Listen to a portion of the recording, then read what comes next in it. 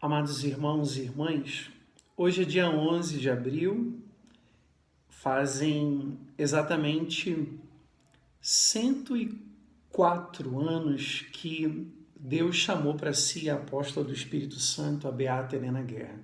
E hoje nós queremos iniciar as formações aqui no nosso canal, o canal do Espírito Santo.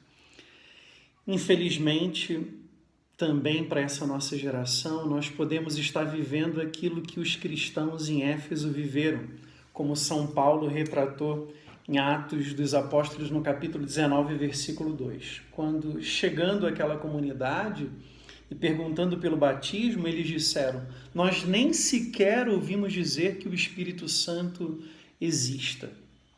Agora, é interessante que é diferente em relação ao Espírito Santo. Se pouco conhecemos o Espírito Santo, é porque ele está muito próximo a nós e não o contrário. Na verdade, ele está dentro de nós. Foi por isso que o mesmo apóstolo Paulo, em Romanos 5,5, disse que o amor de Deus, ele é derramado, ele é concedido a nós como filhos e filhas, justamente pelo Espírito Santo que nos foi dado.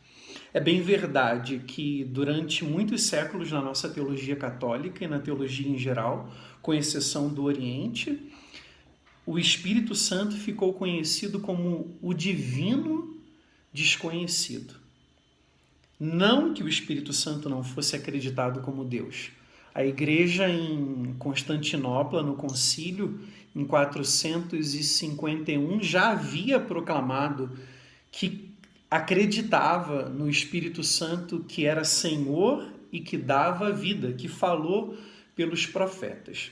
Agora existia, na verdade, uma dissociação entre a vida e a teologia, aquilo que se acreditava e aquilo que se vivia, até porque quem falava sobre o Espírito Santo?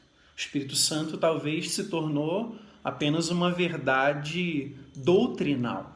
Por isso que eu gosto muito particularmente de uma frase do Frei Raniero Cantalamessa, pregador da Casa Pontifícia, capuchin, sacerdote, que disse que finalmente, no coração do século XX, um século tão difícil, havia terminado esse divórcio entre a teologia do Espírito Santo e a vida do povo de Deus. Foi, de fato, essa grande erupção, esse grande Pentecostes que começou a acontecer na vida da igreja.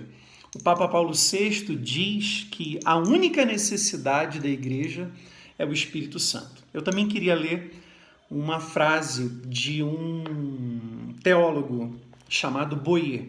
Boyer diz o seguinte: é a sede experimentada por tudo aquilo que existe de mais jovem, de mais desejoso em viver em profundidade no nosso mundo, que nos impulsiona a pensar que o problema principal para a teologia é o problema do Divino Espírito Santo e a sua irrupção da vida divina em nós através da sua vinda.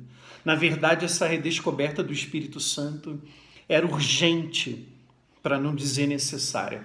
E ela é uma questão de sobrevivência.